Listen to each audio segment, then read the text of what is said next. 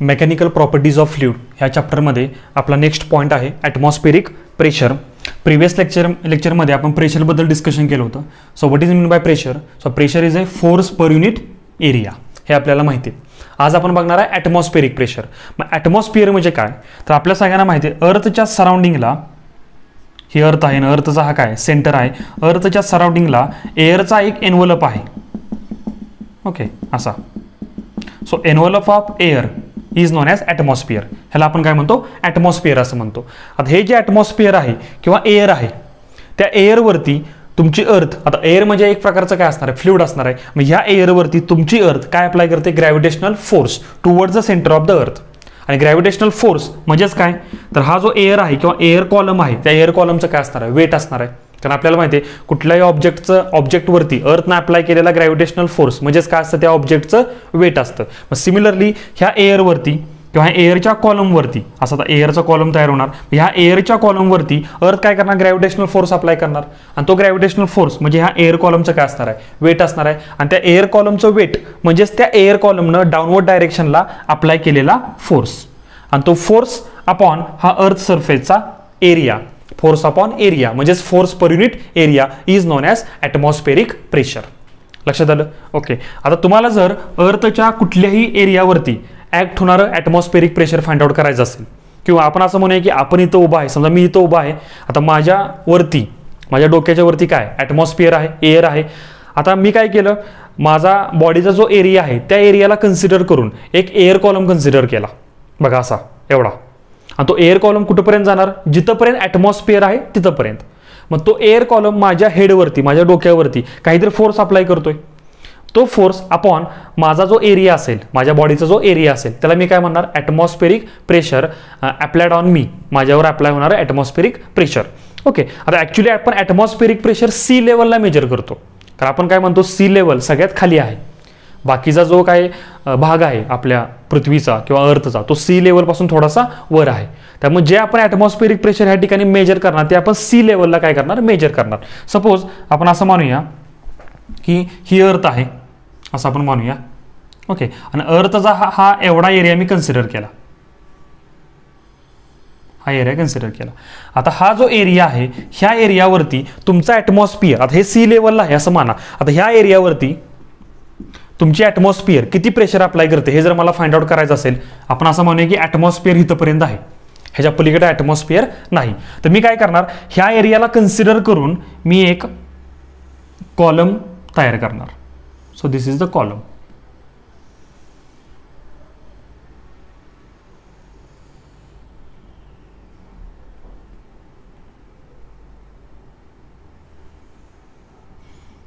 Okay. हा column आपण काय केला? तयार केला. आता ह्या कॉलममध्ये हा कसला कॉलम आहे? It is called as a air column. आणि ही एअर, एअर म्हणजे फ्लुइड, आणि हे एअरचे पार्टिकल किंवा ह्या गॅसमध्ये असणारे ॲटम्स किंवा मॉलिक्यूल. ओके. मग हा जो एअर कॉलम आहे तो ह्या एवढ्या एरियावरती काय अप्लाय करतोय? डाऊनवर्ड डायरेक्शनला फोर्स अप्लाय करतोय. ओके. आणि तो फोर्स म्हणजेच काय असणार आहे? ह्या एअर कॉलमचं वेट. ओके. मग तो फोर्स अपॉन हा एरिया, मग total force of this air column upon total area we get force per unit area. It is known as atmospheric pressure. Okay. आणि या फोर्सलाच आपण काय म्हणणार? Weight of air column upon area, हा area एवढा is known as atmospheric pressure. हे P म्हणजे ॲटमॉस्फेरिक प्रेशर असं समजून घ्या. पुन्हा एकदा हा फोर्स का अप्लाय करतो एअर कॉलम? कारण तुमची जी अर्थ आहे ती अर्थ काय करते? ह्या एअर कॉलमवरती किंवा एअरवरती ग्रॅव्हिटेशनल फोर्स अप्लाय करते. आणि ग्रॅव्हिटेशनल फोर्स अप्लाय होणारा ह्या एअर कॉलमवरती म्हणजेच ह्या एअर कॉलमचं काय असणार आहे? वेट. मग जेवढं काय वेट असेल एअर कॉलमचं तेवढा फोर्स तुमचा एअर कॉलम एवढ्या एरियावरती, अर्थच्या एवढ्या एरियावरती अप्लाय करणार. मग total force upon this total area we get force per unit area. तुम्हाला काय मिळणार? युनिट एरियावरचा ॲक्ट होणारा फोर्स मिळणार. मग फॉर एक्झाम्पल हा टोटल फोर्स किती असेल? 100 न्यूटन. आणि हा टोटल एरिया तुम्ही अर्थ सरफेसचा जो सिलेक्ट केला आहे तो समजा किती असेल? आपण म्हणूया 25 मीटर स्क्वेअर. मग टोटल 25 मीटर स्क्वेअरवरती एअर कॉलम किती फोर्स अप्लाय करते? 100. मग मी तुम्हाला क्वेश्चन विचारला 1 मीटर स्क्वेअर वरती एअर कॉलम किती फोर्स अप्लाय करेल, तर ते कसं काढणार तुम्ही 100/25 म्हणजे फोर्स अपॉन एरिया. मग 100/25 किती येणार तर 4.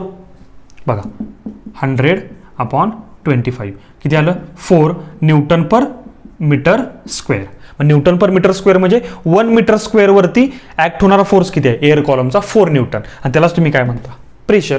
सो आपल्याला इथं प्रेशरची डेफिनेशन दिलेली आहे. At any point on the earth surface the atmospheric pressure is the काय असणार आहे वेट ऑफ एअर कॉलम. बघा वेट ऑफ एअर कॉलम म्हणजेच force of unit cross section. Unit cross section म्हणजे 1 metre square starting from that point. कुठून start करायचा air column earth सरफेसच्या ह्या पॉईंट पासून म्हणजे सी लेवल पासून and extending to the top of atmosphere. आणि कुठपर्यंत घ्यायचा एअर कॉलम तर ॲटमॉस्फिअरच्या टॉपपर्यंत. ओके ठीक आहे. पहिला पॉईंट तर आपल्याला ऑलरेडी समजलाय. The pressure due to downward force of air. एअरचा डाऊनवर्ड फोर्स म्हणजेच काय असणार आहे त्या एअरचं किंवा एअर कॉलमचं weight is called as a atmospheric pressure. त्याला आपण म्हणतो ॲटमॉस्फेरिक प्रेशर. समजून घ्या, आपण स्लोली घेऊया. ओके तुम्हाला समजलं पाहिजे. ओके आता तुम्ही म्हणाल मग ह्या एअर कॉलमची हाईट किती घ्यायची. आपण काय सांगितलं बरं त्याच्या अगोदर सी लेवलला हे जे ॲटमॉस्फेरिक प्रेशर तुम्ही कॅल्क्युलेट केलं weight of air column upon area. मग ते ॲटमॉस्फेरिक प्रेशर आपण लिहितो कसं 180 m म्हणजेच atmospheric pressure at sea level. ते किती असतं कॅल्क्युलेशन करून आपल्याला मिळालं average atmospheric pressure at sea level is 1.013 × 10⁵ pascal म्हणजेच न्यूटन पर मीटर स्क्वेअर. एवढं सी लेवलला काय आहे ॲटमॉस्फेरिक प्रेशर. आणि सी लेवलचं जे ॲटमॉस्फेरिक प्रेशर आहे त्याला आपण म्हणतो नॉर्मल ॲटमॉस्फेरिक प्रेशर. हे तुम्ही लक्षात ठेवा. आता सगळ्यात महत्त्वाचा पॉईंट की हाईट आपण कुठपर्यंत घेतो तर जिथपर्यंत ॲटमॉस्फिअर आहे तिथपर्यंत. ओके मग एक्झॅक्टली ॲटमॉस्फिअर कुठपर्यंत आहे सी लेवल पासून किती हाईटपर्यंत आहे तर आपल्याला माहिती आहे जसं तुम्ही वर जाल as height increases density of air decreases. जशी हाईट वाढेल तशी एअरची डेन्सिटी कमी होते आणि एका सर्टन हाईट नंतर एअरची डेन्सिटी खूपच कमी होते. म्हणजे त्या ठिकाणी आपण काय म्हणणार तुमची हवा कशी विरळ आहे. ओके मग एअरची डेन्सिटी कुठपर्यंत घ्यायची तर आपल्याला माहिती तुम्ही खूप जास्त हाईटवर गेला तर एअरची डेन्सिटी काय होणार कमी होणार आहे. आणि ते कुठं होतं बियॉन्ड 8 किलोमीटर. मग 8 किलोमीटर नंतर 8 किलोमीटर कुठून मोजायचं सी लेवल पासून अर्थ सरफेसच्या सी लेवल पासून 8 किलोमीटर पर्यंत तुम्ही गेला. तुम्ही इथपर्यंत गेला. आता इथून वर काय होतं एअरची डेन्सिटी कमी कमी होत जाते. त्यामुळं आपण जे ॲटमॉस्फेरिक प्रेशर घेतो त्या ॲटमॉस्फेरिक प्रेशरमध्ये ह्या एअर कॉलमची हाईट सी लेवल पासून आपण किती मानतो तर 8 किलोमीटर. 8 किलोमीटर नंतर सुद्धा एअर आहे पण त्या एअरची डेन्सिटी खूप कमी आहे. त्यामुळे त्या एअरला आपण ह्या एअर कॉलममध्ये कन्सिडर करत नाही किंवा ॲटमॉस्फेरिक प्रेशरमध्ये त्या ॲटमॉस्फिअरला त्या एअरला आपण कन्सिडर करत नाही.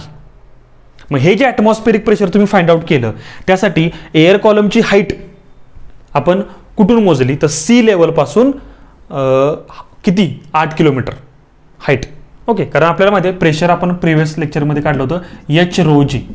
जेवढी हाईट जास्त असेल तेवढं प्रेशर जास्त असणार आहे. ओके मला वाटतं तुम्हाला समजलेलं आहे. ओके मग the atmospheric pressure is highest at the sea level. Sea लेवलला सगळ्यात ॲटमॉस्फेरिक प्रेशर जास्त असेल. तुम्ही जसं वर जाल तसं ॲटमॉस्फेरिक प्रेशर कमी कमी होत जाणार. का कमी होत जाणार समजा तुम्ही इथून इथं आला आणि तुम्हाला ह्या पॉईंटला ॲटमॉस्फेरिक प्रेशर मेजर करायचं आहे तर तुम्हाला हाईट एवढी घेतली पाहिजे ना. मग हाईट काय झाली मला सांगा ह्या हाईटपेक्षा ही हाईट कशी आहे आता कमी आहे. त्यामुळे एअर कॉलमनं अप्लाय केलेला फोर्स पण कमी होणार म्हणजे ऑटोमॅटिकली ॲटमॉस्फेरिक प्रेशर कमी होणार. त्यामुळे जसं जसं तुम्ही वर जाल तसं ॲटमॉस्फेरिक प्रेशर कमी होत जातं. लक्षात आलं. ओके आता तुम्ही आणखी खूप वर गेला. ओके बियॉन्ड द 8 किलोमीटर गेला तर आत्ताच तुम्हाला मी काय सांगितलं एअरची डेन्सिटी कमी होते. मग काय होतं बियॉन्ड द 8 किलोमीटर तर तुमचा जो गॅस आहे त्या गॅसचं प्रेशर हे ॲटमॉस्फेरिक प्रेशरपेक्षा कमी होतं. तुम्ही आणखी खूप हाईटला जर वरती गेला तर माहिती दिलंय बघा. Okay region where gas pressure is less than atmospheric pressure. Okay आणि त्या रिजनला त्या एरियाला आपण काय म्हणतो व्हॅक्यूम असं म्हणतो.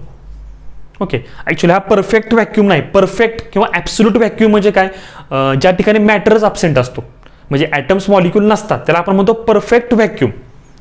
ओके पण परफेक्ट व्हॅक्यूमची डेफिनेशन ही दिलेली नाही. ही फक्त डेफिनेशन कशी आहे व्हॅक्यूमची आहे. ॲक्च्युअली व्हॅक्यूम आपण कुठं कन्सिडर करणार तर ज्या ठिकाणी तुमच्या गॅसेसचं प्रेशर हे ॲटमॉस्फेरिक प्रेशरपेक्षा ॲटमॉस्फेरिक प्रेशर एवढा आहे ना किती आहे 1.013 इंटू 10⁵ पास्कल. ह्या ॲटमॉस्फेरिक प्रेशरपेक्षा ज्या पॉईंटला गॅसेसचं प्रेशर काय असेल कमी असेल त्या रिजनला त्या एरियाला आपण म्हणतो व्हॅक्यूम. पण तो परफेक्ट व्हॅक्यूम नाही. परफेक्ट व्हॅक्यूम म्हणजे काय, जिथं मॅटरच प्रेझेंट नाही, म्हणजे ॲटम आणि मॉलिक्यूल ॲब्सेंट आहे, त्याला म्हणायचं परफेक्ट व्हॅक्यूम. ती डेफिनेशन पुढे येणार आहे. ओके, ही फक्त व्हॅक्यूमची डेफिनेशन तुम्ही लक्षात ठेवा जी आपल्याला बुकमध्ये दिलेली आहे. ठीक आहे, मला वाटतं तुम्हाला समजलेलं आहे ॲटमॉस्फेरिक प्रेशर म्हणजे काय. आता सगळ्यात महत्त्वाचा क्वेश्चन आहे की आपल्यावरती अर्थ सरफेसवरती म्हणजेच आपल्यावरती ॲटमॉस्फिअर जे आपल्या वरती आहे ते ॲटमॉस्फिअर आपल्यावरती एवढं प्रेशर अप्लाय करतं. म्हणजे किती प्रेशर आहे तर 1.013 इंटू 10⁵ पास्कल, म्हणजे ॲप्रॉक्सिमेटली 1,00,000 पास्कल किंवा 1,00,000 न्यूटन पर मीटर स्क्वेअर एवढं प्रेशर आपल्या बॉडीवरती ॲटमॉस्फिअर अप्लाय करतोय. ओके, मग महत्त्वाचा क्वेश्चन आहे, एवढं प्रेशर जर आपल्यावरती अप्लाय होत असेल तर आपली बॉडी कॉम्प्रेस का होत नाही. ओके, तर ह्याचं कारण हे प्रेशर कोण अप्लाय करते, ॲटमॉस्फिअर म्हणजे एअर म्हणजे फ्लुइड अप्लाय करते. तर तुम्ही आपल्या इथं तुम्हाला मी डायग्राम दाखवलेली आहे, या डायग्राम बघितल्यानंतर तुम्हाला समजेल ओके की जेवढं प्रेशर ॲटमॉस्फिअर आपल्यावरती अप्लाय करतो तेवढंच प्रेशर बॉडी काय करते आतून बाहेर अप्लाय करते. कसं अप्लाय करणार, कारण आपल्या बॉडीमध्ये पण फ्लुइड आहे. आपल्यामध्ये फ्लुइड आहे म्हणजे वॉटर आहे, ब्लड आहे म्हणजे लिक्विड आहे, पुन्हा गॅस आहे आपल्या बॉडीमध्ये. ओके, मग हे जे फ्लुइड आहे ते सुद्धा काय करतं आउटवर्ड डायरेक्शनला, आपल्या बॉडीमधून आउटवर्ड डायरेक्शनला सेम प्रेशर अप्लाय करणार. त्यामुळे ॲटमॉस्फिअरनं अप्लाय केलेलं प्रेशर आणि आपल्या बॉडीमधून फ्लुइडनं अप्लाय केलेलं प्रेशर दोन्ही प्रेशर काय सेम आहे, त्यामुळे एकमेकांना ते काय करतात बॅलन्स करतात. त्यामुळे आपली बॉडी बॅलन्स राहते, ती कॉम्प्रेस होत नाही. लक्षात येते. हां, जर चुकून आपल्या बॉडीचं जर प्रेशर एवढं नसतं, ह्याच्यापेक्षा खूप कमी असतं तर काय झालं असतं, आपली बॉडी कॉम्प्रेस झाली असती आणि आपण मे बी राहू शकलो नसतो इथं अर्थ सरफेसवरती. लक्षात येते. ओके, तर हे लक्षात ठेवायचं. इथं डायग्राममध्ये तुम्हाला मी आता दाखवलं होतं, त्यामुळे तुम्हाला समजलं असेल की दोन्ही प्रेशर एकमेकांना बॅलन्स करतात. ओके, अजून काही एक्झाम्पल आपण प्रॅक्टिकल एक्झाम्पल घेऊया ॲटमॉस्फेरिक प्रेशरची. आता पहिलं एक्झाम्पल आपण घेऊया. आपल्या सगळ्यांना माहिती आहे ज्याप्रमाणे तुम्ही काय कराल प्रेशर इन्क्रीज कराल त्याप्रमाणे लिक्विडचा boiling point of liquid also increases. लिक्विडचा बॉइलिंग पॉईंट पण काय होतो इन्क्रीज होतो. जसं जसं प्रेशर वाढेल लिक्विडचं त्याप्रमाणे लिक्विडचं बॉइलिंग पॉईंट इन्क्रीज होणार. समजा आपण फॉर एक्झाम्पल वॉटर घेतलं. आता वॉटरचा बॉइलिंग पॉईंट किती आहे आपल्याला माहिती आहे 100 डिग्री सेल्सिअस. पण त्या वॉटरवरती ॲक्ट होणारं ॲटमॉस्फेरिक प्रेशर जर मी काय केलं इन्क्रीज केलं तर तुमचं ते वॉटर आता 100 डिग्री सेल्सिअसला बॉईल होणार नाही, त्यापेक्षा जास्त टेम्परेचरला बॉईल होणार. आणि हा कन्सेप्ट आपण यूज केलेला असतो प्रेशर कुकरमध्ये जो आपल्या घरामध्ये असतो. आता कुकर आपण का वापरतो फास्ट फूड हे करण्यासाठी शिजवण्यासाठी. लवकर अन्न आपल्याला जर शिजवायचं असेल तर आपण कुकर वापरतो. मग कुकरमध्ये काय कन्सेप्ट असतो तर कुकरच्या आतमध्ये आपण जास्त प्रेशर मेंटेन करतो. म्हणजे ॲटमॉस्फिअरचं प्रेशर जेवढं आहे त्याच्यापेक्षा जास्त प्रेशर आपण कुकरमध्ये मेंटेन केलेलं असतं. त्यामुळे कुकरच्या आत टेम्परेचर पण काय असणार आहे किंवा त्या लिक्विडचा त्या वॉटरचा बॉइलिंग पॉईंट पण काय होणार ऑटोमॅटिकली इन्क्रीज होणार. कारण आपण कुकरच्या आतमध्ये प्रेशर पण काय केलं इन्क्रीज केलंय. त्यामुळं आतमध्ये टेम्परेचर पण काय होणार ऑटोमॅटिकली इन्क्रीज होणार. आणि टेम्परेचर इन्क्रीज झाल्यामुळं तुमचं जे अन्न असतं ते लवकर काय होतं शिजतं. कशामुळे कुकरमध्ये. लक्षात आलं. ह्याच्या उलट जर तुम्ही एखाद्या माउंटनवरती एखाद्या पर्वतावरती गेला तर आपल्याला माहिती आहे जशी हाईट वाढेल तसं ॲटमॉस्फेरिक प्रेशर कमी होत जातं. समजा तुम्ही ह्या माउंटनवरती इथं गेला आणि तुम्ही हिथं अन्न शिजवण्याचा जर प्रयत्न केला तर काय होतं हिथं ॲटमॉस्फेरिक प्रेशर काय कमी आहे तर तुमचं जे पाणी असेल त्या पाण्याचा बॉइलिंग पॉईंट पण काय होणार ऑटोमॅटिकली कमी होणार. कारण ॲटमॉस्फेरिक प्रेशर कमी झालं तर वॉटरचा बॉइलिंग पॉईंट पण कमी होणार. मग बॉइलिंग पॉईंट कमी झाल्यामुळं तुम्हाला ह्या टॉप लेवलला तुमचं अन्न शिजवण्यासाठी तुम्हाला थोडासा त्रास होणार कारण बॉइलिंग पॉईंट काय झालाय ड्रॉप झालाय. लक्षात आलं. ओके, दुसरं एक्झाम्पल घेऊया की तुम्ही जर ह्या माउंटनवरती गेला तर काय होतं आपण थोड्या वेळापूर्वी तुम्हाला मी सांगितलं की आपल्या बॉडीच्या आतमध्ये प्रेशर पण किती असणार आहे इक्वल टू ॲटमॉस्फेरिक प्रेशर. बाहेरनं ॲटमॉस्फेरिक प्रेशर जेवढं आहे तेवढंच आपल्या बॉडी पण आपलं काय करते आतून बाहेर तेवढंच प्रेशर काय करते अप्लाय करते. म्हणून बॉडी आपली काय अर्थ सरफेसवरती स्टेबल आहे. पण तुम्ही हाईटला गेल्यानंतर ॲटमॉस्फेरिक प्रेशर काय होणार कमी होणार. पण तुमच्या बॉडीच्या आतमध्ये तेवढंच प्रेशर असणार आहे. त्यामुळे बाहेरचं प्रेशर कमी झालं आतलं प्रेशर काय झालं जास्त झालं. प्रेशर डिफरन्स तयार झाला. मग जर त्या टॉपला चुकून जर तुम्हाला काही इंजुरी झाली तुम्हाला कुठं कट जर तुमच्या बॉडीला बसला त्यातून जर ब्लड बाहेर आलं तर तो ब्लड फ्लो लवकर थांबत नाही कारण बाहेरचं प्रेशर कमी आहे आणि तुमच्या बॉडीचं प्रेशर काय जास्त आहे आतलं प्रेशर जास्त आहे. अशा आपण बरीच एक्झाम्पल इथं देऊ शकतो. दुसरं एक्झाम्पल, सपोज तुम्हाला मी इथं दाखवतो, मी जर हा टँक घेतला, ओके, आता ह्या टँकवरती काय atmospheric pressure in all direction apply होत आहे, बरोबर ना. आपल्याला माहिती आहे प्रेशर एखाद्या पॉईंटला ऑल डायरेक्शनला अप्लाय होणार प्रेशर कसं असतं, सेम असतं. So this is atmospheric pressure applies on this tank equally in all direction. Okay, मग हा टँक कॉम्प्रेस का होत नाही, कारण आपल्याला माहिती आहे आतून सुद्धा तेवढंच प्रेशर अप्लाय होत आहे. कारण ह्या टँकमध्ये आपण सध्या मानले की हा टँक रिकामा आहे, एम्प्टी आहे. रिकामा जरी असला तरी आतमध्ये एअर असणार आहे, आपल्याला माहिती आहे. समजा आपण ह्याच्यामध्ये ऑइल वगैरे काय घेतलं नाही, पाणी घेतलं नाही, ऑइल घेतलं नाही, पण एअर जर असणार आहे ना, मग ती एअर सेम प्रेशर अप्लाय करणार. ओके, त्यामुळे ॲटमॉस्फेरिक प्रेशर आणि एअरनं अप्लाय केलेलं प्रेशर हे दोन्ही प्रेशर सेम असल्यामुळं काय होणार, हा टँक आहे असं राहणार. पण मी जर काय केलं, आतली सगळी एअर काढून घेतली, आतली सगळी एअर काढून घेतली, तर आत काय तयार होणार, व्हॅक्यूम. आत जर व्हॅक्यूम तयार झाला म्हणजे एअर नाही, त्यामुळे आतून प्रेशर अप्लाय करायला, आतून बाहेर प्रेशर अप्लाय करायला इथं कोणी आता अवेलेबल नाही. मग फक्त राहिलं कुठलं प्रेशर, बाहेरून अप्लाय होणार ॲटमॉस्फेरिक प्रेशर. मग त्या प्रेशरमुळं हा टँक काय होणार, असा कॉम्प्रेस होणार. हे तुम्हाला मी फोटोमध्ये दाखवलेलं आहे. So this is the power of atmospheric pressure, कारण ते खूप जास्त आहे. किती आहेत आपण थोड्या वेळापूर्वी सांगितलं, ॲटमॉस्फेरिक प्रेशर 1.013 × 10⁵ पास्कल. लक्षात येते. ओके, आणि आपल्याला माहिती आहे प्रेशर मेजर करायचे आणखी युनिट आहेत, बार एक आहे आणि टोरिसेली आहे. त्यामुळे ह्या ॲटमॉस्फेरिक 1 ॲटमॉस्फेरिक प्रेशर म्हणजे एवढं असणार आहे ना, त्याचं बारमध्ये कन्वर्जन कसं करणार आपण, 1.01 बार हे तुम्ही लक्षात ठेवा, किंवा आपण काय म्हणूया 760 टोरिसेली, हे फक्त लक्षात ठेवा. आणि ह्या एक्झाम्पलवरून तुम्हाला लक्षात आलं असेल की ॲटमॉस्फेरिक प्रेशरची पॉवर किती जास्त आहे. आपल्यावरती पण एवढं प्रेशर अप्लाय होतंय, पण आपण ह्या टँकसारखं कॉम्प्रेस का होत नाही, कारण आपल्या आतून पण तेवढं प्रेशर अप्लाय होते, कारण आपल्या बॉडीमध्ये फ्लुइड आहे. तर बाहेरून ॲक्ट होणारं फ्लुइडचं प्रेशर म्हणजे ॲटमॉस्फेरिक प्रेशर, आणि आपल्या बॉडीमधून ॲक्ट होणारं फ्लुइडचं प्रेशर दोन्ही इक्वल असल्यामुळं प्रेशर एकमेकांना बॅलन्स करतात, त्यामुळे आपली बॉडी स्टेबल राहू शकते. Okay, so this is all about atmospheric pressure. मला वाटतं तुम्हाला समजलेलं आहे. ठीक आहे, नेक्स्ट लेक्चरला आपण ॲब्सोल्यूट प्रेशर आणि गेज प्रेशरबद्दल डिस्कशन करूया.